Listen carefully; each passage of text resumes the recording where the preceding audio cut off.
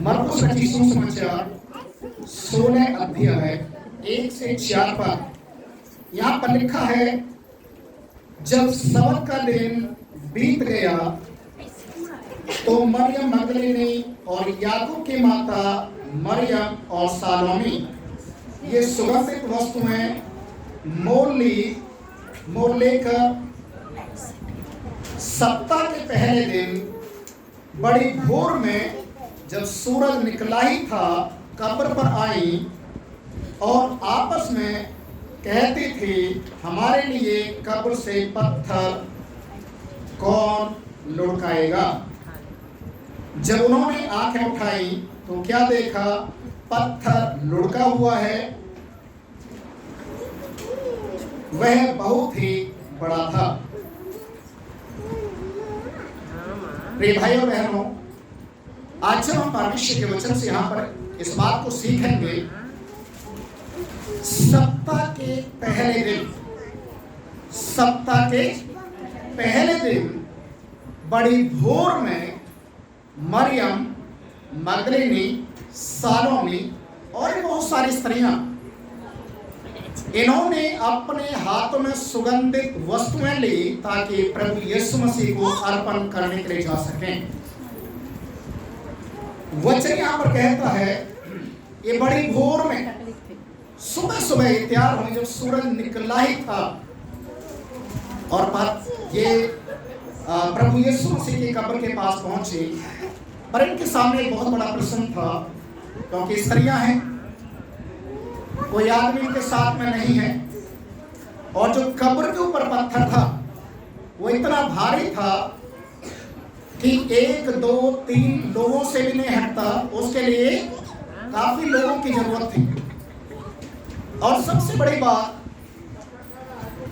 परमेश्वर के वचन से जब हम देखते हैं तो हमें इस बात को भी नहीं भूलना चाहिए, प्रभु यीशु मसीह ने अपने जीते जी जब इस दुनिया के अंदर जीवित थे तो एक बार नहीं कई बार इस बात का जिक्र किया, मैं पापियों के हाथ पकड़वाया जाऊंगा, मुझे क्रूस के ऊपर चढ़ा देंगे,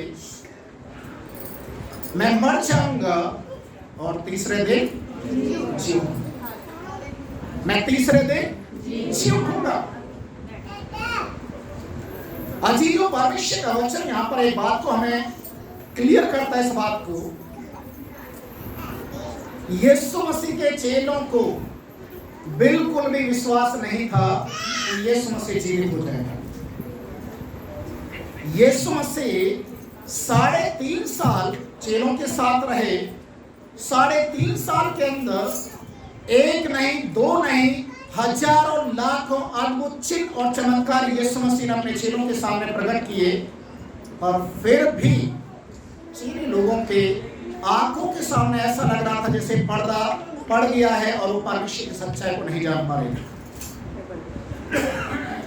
वचन में लिखा है, प्रभु यीशु मसीह ने कहा, मैं जीवित होने के बाद सबसे पहले तुमसे गलील में मिलूंगा।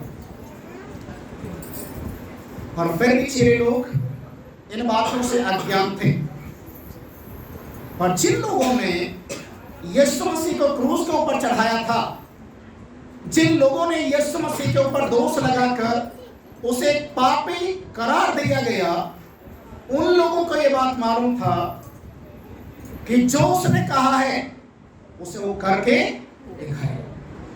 हालेलुया। जो यीशु ने कहा है उसे वो पूरा करेगा।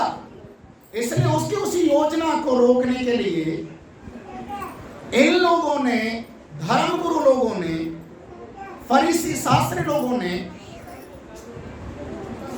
उस समय के गवर्नर पिलातुस के सामने जाकर परमिशन लिया। मत्ती रचित सुसमाचार उसके 27 अध्याय उसके 62 से 66 पद को आप पढ़ेंगे तो लिखा हुआ है, ये धर्मगुरु लोग पिलातुस के सामने जाकर बोलने लगे, हमने सुना था कि उस भरमाने वाले ने कहा था कि वो मरकर तीसरे दिन जी उठेगा। इसलिए हम चाहते हैं कि आप हमें परमिशन दें यीशु मसीह की कब्र की रखवाली करने के लिए। हमें अधिकार दिया जाए कि तेरे राज्य की जो मोहर है, सरकारी मोहर है, उस कब्र के ऊपर लगा दी जाए जिसमें यीशु मसीह रखा गया है। अजी जो कितनी अद्भुत बात है। यीशु मसीह इस बात को अपने जीते जी कई बार बोला और चेले लोगों को समझ में नहीं आ रहा था। पर यीशु का विरोध करने वाले लोग, यीशु मसीह को क्रूस के ऊपर चढ़ाने वाले लोग इस बात को जानते थे कि यीशु जीवित हो जाएगा। Hallelujah, hallelujah. इसलिए वो पिलातुस के सामने जाकर परमिशन लिया कि 3 दिन के लिए हमें पुलिस वाले दिए जाएं, पहरेदार दिए जाएं जो कब्र की रखवाली करें, और आप अपने जो सरकारी मोहर को उस कब्र के ऊपर लगा दें ताकि कोई भी उसे तोड़ ना सके। परमेश्वर के वचन में लिखा हुआ है, इन सारे धर्म गुरु लोगों ने मिलकर उस कब्र को चारों तरफ से सील किया गया।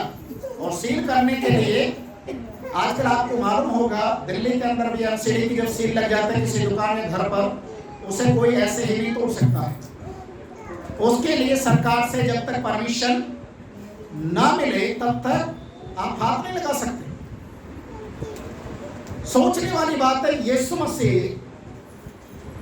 ऐसी सरकारी प्रॉपर्टी हो गया जिस पर सरकार की मोहर लगा दी गई। हालेलुया। और बाइबल हमें बताते वहां पर पहरेदार को बैठा दिया गया जो रात दिन उस कब्र की देखभाल करे। कोई उस कब्र के आसपास में नहीं आ सकता था। वचन में लिखा हुआ है, जब इन स्त्रियों ने कब्र के पास जाने के लिए इच्छा को जाहिर किया तो ये यहूदी कल्चर के अनुसार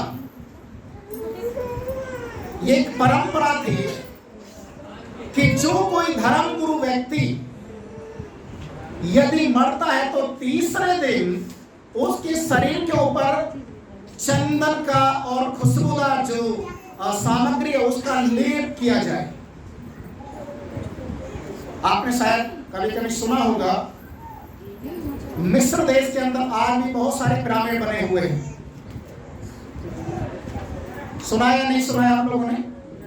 उन पिरामिडों के अंदर क्या है? उनके राजाओं का मृतक शरीर आज भी रखा हुआ है और ये बड़े ही आदर के साथ रखा जाता है। याद करने के लिए उनका पूरा हिस्ट्री लिखा जाता है, उसका नाम क्या था, उसने कौन कौन से कार्य देश के लिए किए हैं और उन सारे कामों का व्याख्यान वहां पर दिया जाता है ताकि लोग उसकी उस मम्मी को जाकर देख सके। Hallelujah, hallelujah. प्रभु यीशु मसीह की कब्र पर ये लोग भी गए, इन्होंने भी परमिशन लिया क्योंकि यहूदी कल्चर के अनुसार, जैसा मैं बता रहा था, हर एक धर्म गुरु जो समाज के लिए कुछ करता हो, जिसे लोग बड़े आदर के साथ देखते हो, उसको उस कैटेगरी में रखा जाता है। और ये सुगंधित चीजों को लेकर आ रही हैं, पर साथ में इनके अंदर में एक डर भी है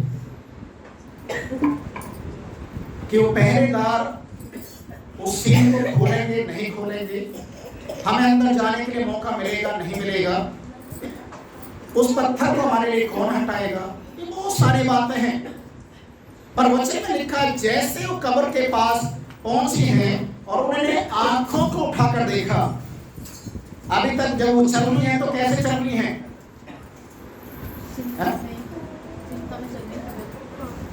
दुखी, लाचार, अपने गुरु से मिलने की जो तड़पन थी, सर झुका के चल रही है, जल्दी जल्दी चल रही, कहीं पैरों में ठेस ना लग जाए क्योंकि भोर का समय था। पर आपस में बातचीत जरूर से कर रही हैं। और जैसे वो कब्र के नजदीक पहुंचे और उन्होंने देखा, आंख उठाकर देखा तो क्या देखा? कब्र से पत्थर हटा हुआ है। Hallelujah, hallelujah.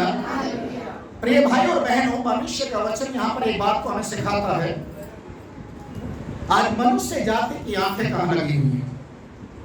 आज दुनिया की आंखें कहाँ लगी हुई हैं और आपकी आंखें कहाँ लगी हुई हैं, ये आपके ऊपर निर्भर करता है। क्योंकि परमेश्वर के वचन में लिखा हुआ है, दाऊद इस बात को कहता है, मैं अपनी आंखों को कहाँ लगाऊंगा? पर्वतों पे क्यों लगाऊंगा? मैं अपनी आंखों को वहां लगाऊंगा जो सृष्टि का करने वाला परमेश्वर है, सृष्टि को बनाने वाला परमेश्वर है। क्योंकि मुझे मालूम है मेरी सहायता वहीं से आएगी। इन स्त्रियों ने जब अपनी आंखों को उठाकर देखा, तब इनको नजर आया कि जो हम सोच रहे थे, जो हमारे दिल दिमाग में चल रहा था कि इस पत्थर को कौन हटाएगा, वो तो हट चुका है, वो हट चुका है। आज जो आज आपको एक बात को जानना है, आज का दिन जी उठने का दिन है, पुनरुत्थान का दिन है। और प्रभु यीशु मसीह ने कहा, यूहन्ना रचित सुसमाचार 11 के 25 पद में जब आप पढ़ेंगे, वहां पर लिखा है जीवन और पुनरुत्थान। Hallelujah, hallelujah.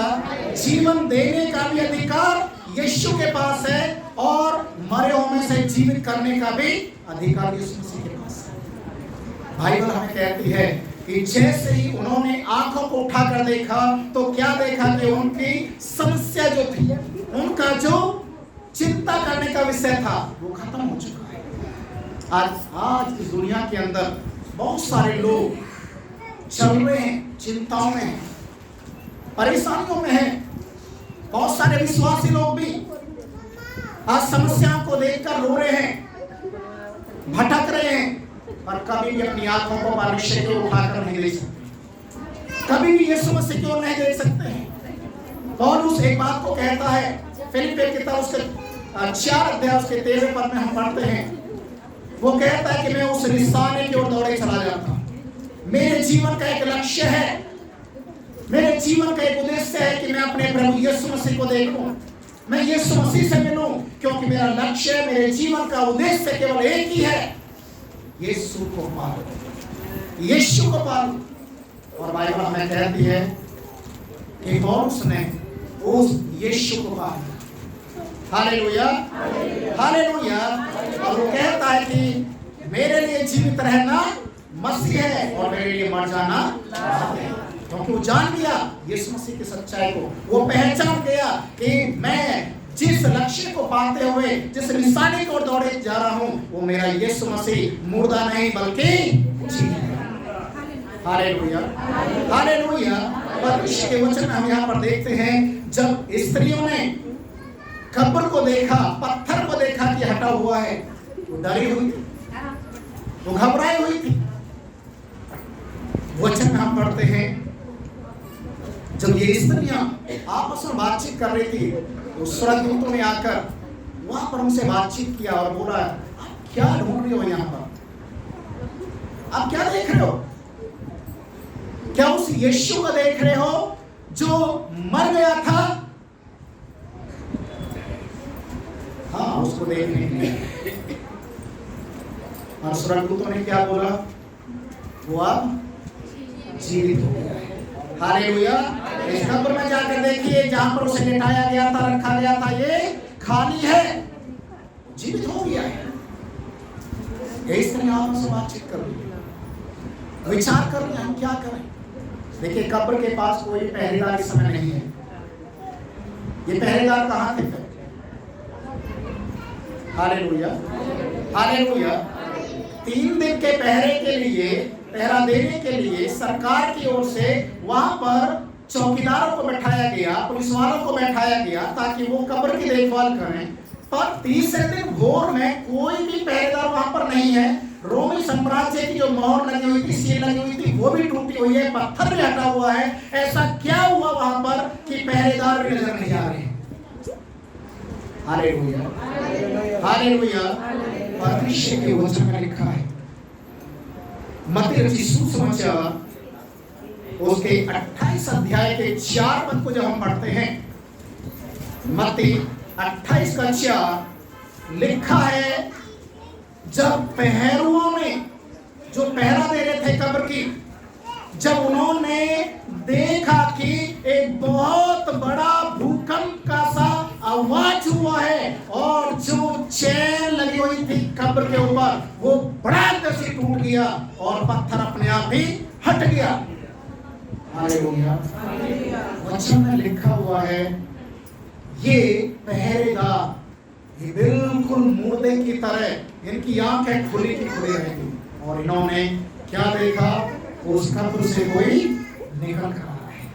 Hallelujah, hallelujah, hallelujah. कोई कब्र से निकल कर आ रहा है। ये लोग जो कब्र की देखभाल कर रहे थे, वचन में लिखा हुआ वो मुर्दे की तरह होगी। उनका शरीर काम करना बंद हो गया, डर और भय का माहौल बन गया। तुरंत ऐसे वहां से भागे जैसे किसी शेर को कोई व्यक्ति देखकर भागता है। और क्या हुआ, परमेश्वर के वचन में लिखा हुआ है मत्ती 28 अध्याय उसके 11 से 15 पद के बीच में जब आप पढ़ेंगे,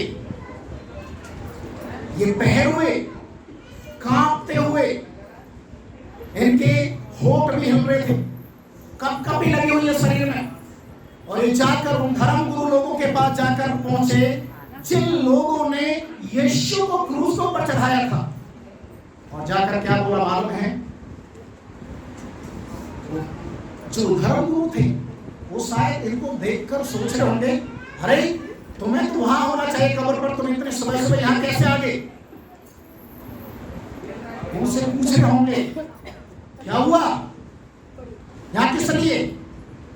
जब किसी को कपकपी लगती है तो कैसा होता मालूम है, वो हिल रहे होंगे, हमने यीशु को देख लिया, हमने यीशु को देख लिया।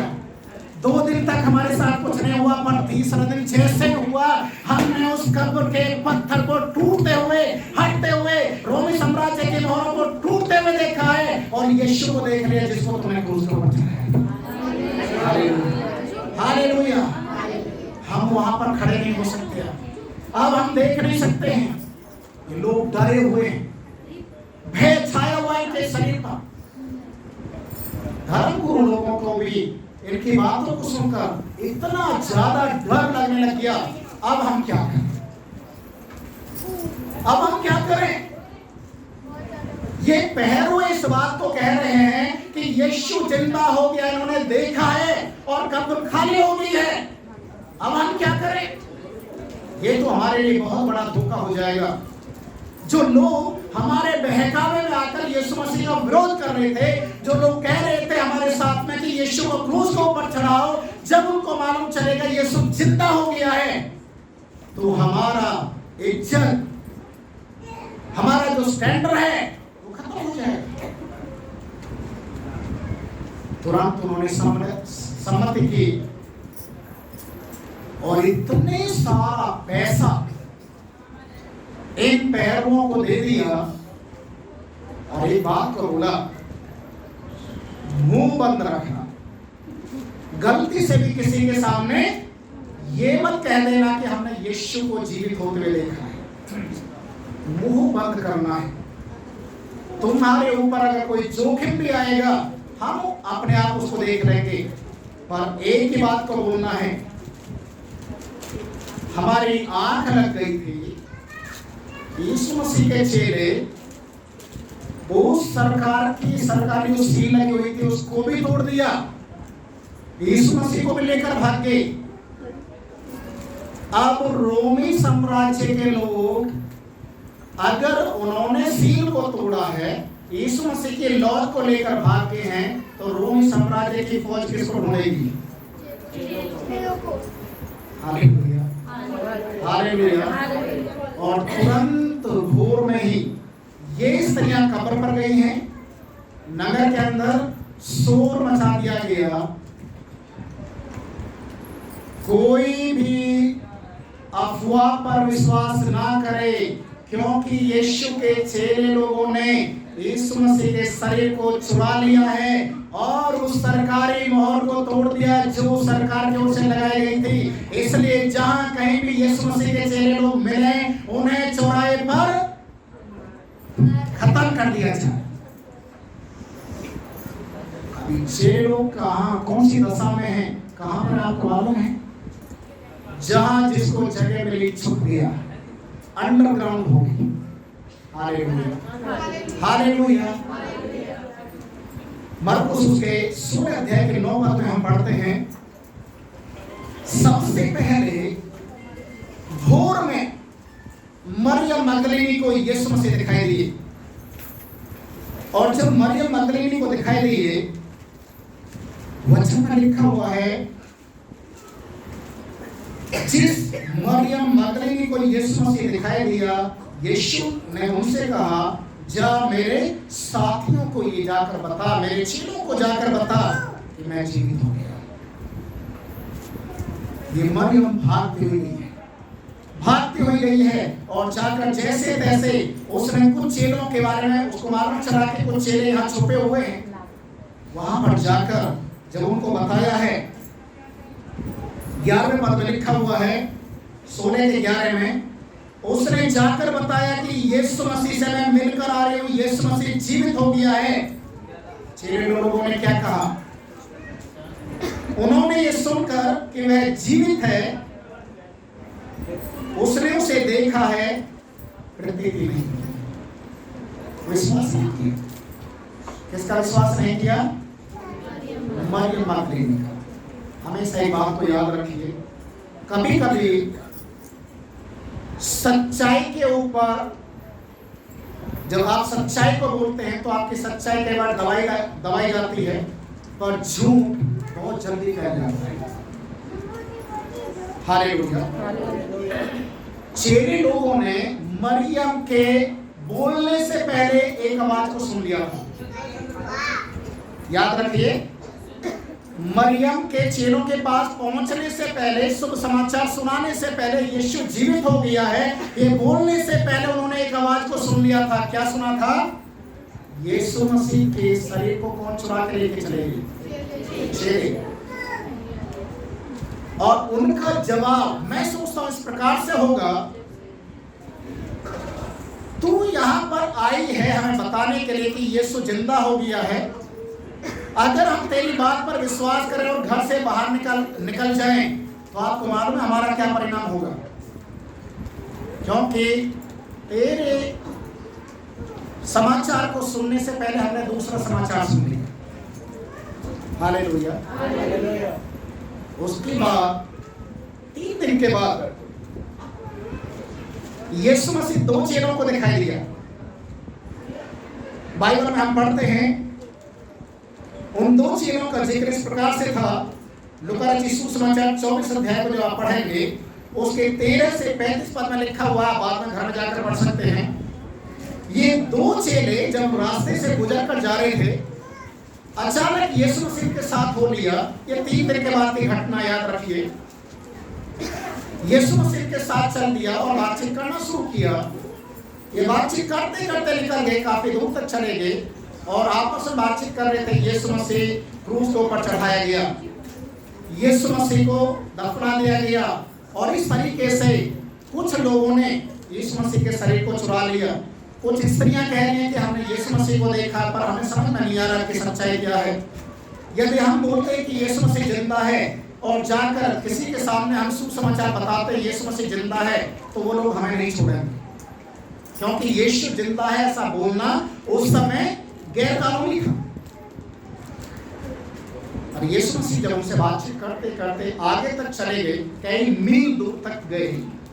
जब रात हो गई ज्यादा, तो एक जगह रुके और खाना खाने के लिए वहां पर बैठा, तो यीशु मसीह ने रोटी ली और उसे तोड़कर जब उनको भी दिया, तुरंत उनकी आंखें खुल गई और उन्होंने देखा ये तो यीशु मसीह है। इतनी देर से, इतने किलोमीटर में यीशु मसीह हमारे साथ चलते हुए आया और हम उसे पहचान भी नहीं पाए, यीशु मसीह है। और जब उनकी आंखें खुली, वो रात में ही भाग कर गए और जाकर चेलों को बताया, हमने भी यीशु को देखा, रास्ते में जो हम जा रहे थे हमने यीशु मसीह को देखा है। पर मरकुस उसके 16 अध्याय के 12वें-13वें पद में लिखा हुआ है, इसके बाद वह दूसरे रूप में उनमें से 2 को जब वे गांव की ओर जा रहे थे दिखाई दिया। उन्होंने भी जाकर दूसरों को समाचार दिया, परंतु उन्होंने उनकी भी प्रतीति नहीं। ये दूसरी बार मौका था। Hallelujah, hallelujah. सबसे पहले मरियम के द्वारा ये संदेशा पहुंचा, यीशु जीवित है, मैंने देखा है। चेलों ने विश्वास नहीं किया। दूसरी बार 2 चेलों को यीशु मसीह दिखाई दिया, उनसे बातचीत किया, उनके साथ खाना खाया। उन्होंने जाकर बताया कि यीशु को हमने देखा है। उनकी भी प्रतीति नहीं करी। और उसके बाद लिखा हुआ है यूहन्ना रचित सुसमाचार उसका 20 अध्याय उसके 19, 20, 21 पद में जब आप पढ़ेंगे तो वहां पर लिखा है, अब 11 चेले एक कमरे के अंदर बंद थे। एक कमरे के अंदर 11 चेले बंद थे और वो डरे हुए थे। उस समय यीशु स्वयं उनके बीच में आ गया। हालेलुया। चारों तरफ खिड़की दरवाजे बंद हुए हैं और यीशु मसीह उनके बीच में आकर बोला, तुम्हें शांति मिले। चेले लोग डरे हुए, भूत समझ रहे हैं उसको। यीशु मसीह ने बोला कि मैं जीवित हो गया हूं, आकर मुझे देखो। भूत प्रेत के शरीर और मांस नहीं होता जो मेरे अंदर देखो। Hallelujah, hallelujah. यीशु मसीह ने बोला, तुम्हारे पास कुछ खाने के लिए है तो मुझे दो, मैं तुम्हारे सामने खाकर दिखाता हूं कि मैं जीवित। चेले लोगों ने तब विश्वास किया यीशु मसीह जीवित है। फिर भी एक चेला तो इतना अड़ियल था, उसने बोला कि मैं तो यीशु में विश्वास नहीं करूंगा, तो जिंदा हूं। कब तक नहीं करूंगा? जब तक यीशु के जहां पर कीलें लगाई गई थी और पैरों में पसीना भाला मारा गया था, जब तक अपने हाथ को उसके चेलों में डालकर चेक ना कर लो तब तक विश्वास। Hallelujah, hallelujah. परमेश्वर के वचन में लिखा हुआ है यूहन्ना रचित सुसमाचार 20 अध्याय उसके 26 पद से जो आप पढ़ेंगे, यूहन्ना 20 अध्याय उसके 26 पद से 29 तक में लिखा हुआ है, प्रभु यीशु मसीह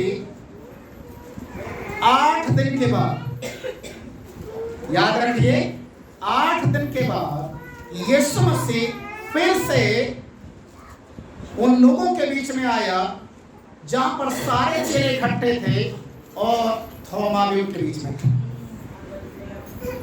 यीशु मसीह ने बोला, हे थोमा, सबने तो विश्वास कर लिया, सबने मुझे देख भी लिया, तू भी मुझे छूकर देख ले, तू भी मुझे देख कि मैं जीवित हूं। थोमा बड़े घमंड के साथ गया, गुस्से में गया यीशु मसीह के सामने और जाकर यीशु के हाथ, यीशु मसीह ने जब हाथों को दिखाया तो यीशु मसीह के हाथ में क्या डाला? हालेलुया। चेक कर रहा है, उंगली को निकाल कर देखा, उसमें खून भी लग रहा है। उसकी पसली में जहां भाला मारा गया था उसमें हाथ डाला तो उसका पूरा हाथ खून से सन गया। Hallelujah, hallelujah. परमेश्वर के वचन में लिखा है, यीशु मसीह ने बोला, तूने तो मुझे छूकर और देखकर विश्वास किया है, पर धन्य वे हैं जो बिना देखे विश्वास करते हैं।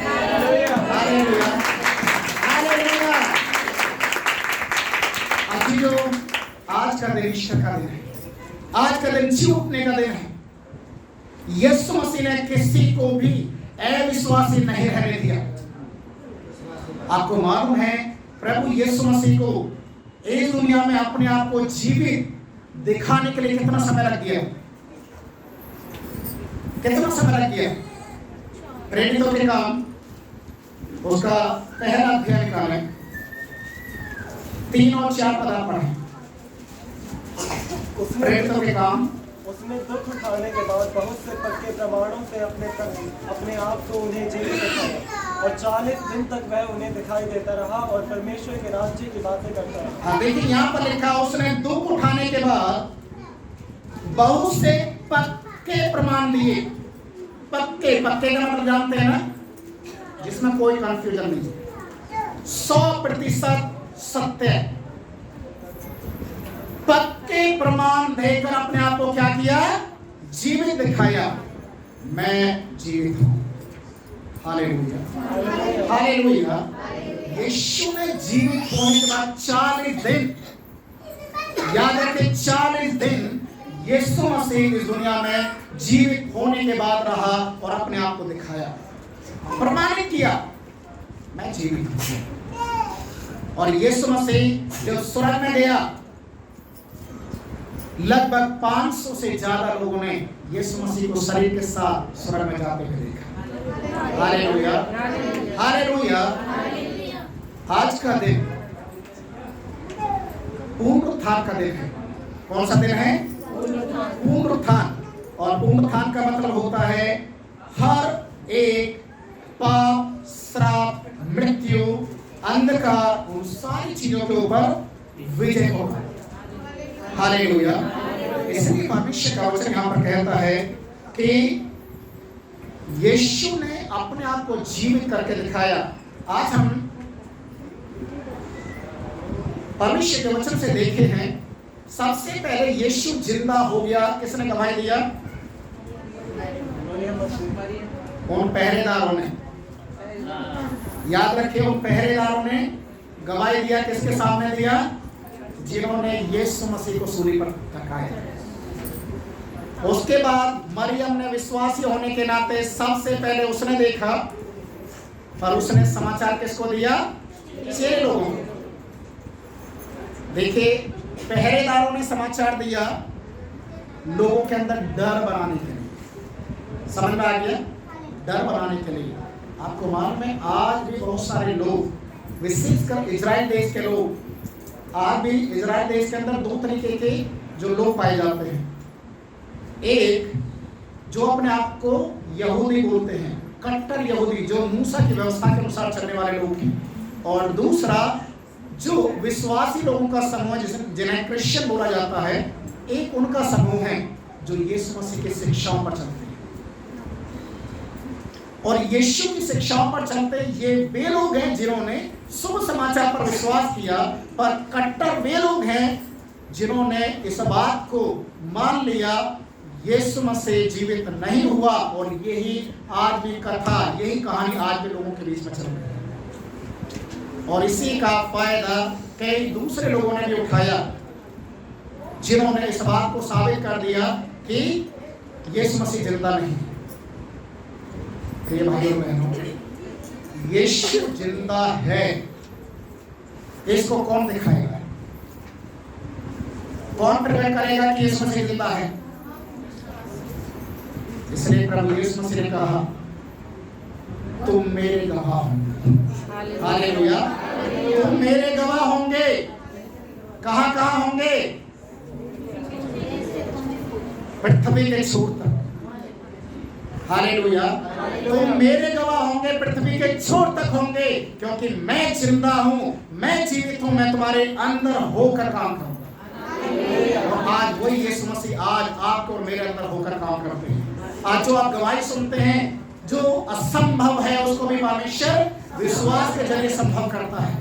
क्योंकि वचन में लिखा है, थोमा के लिए यीशु मसीह ने एक ही बात को बोला, तूने मुझे छूकर और देखकर विश्वास किया है, पर धन्य वे लोग हैं जो बिना देखे मुझ पर विश्वास। आज जो आज का दिन यीशु मसीह के जी उठने का दिन है, आप अपने आप को परमेश्वर के सामने उस तरीके से लेकर आए कि आपका विश्वास जीवित होना है। क्योंकि परमेश्वर के वचन में लिखा है, परमेश्वर मुर्दों का परमेश्वर नहीं है, वो जीवितों का परमेश्वर है। हालेलुया। जब आप चर्च में आते हैं तो मुर्दे के समान नहीं आए, मुंह लटका कर नहीं आए, बल्कि आनंद के साथ। हालेलुया।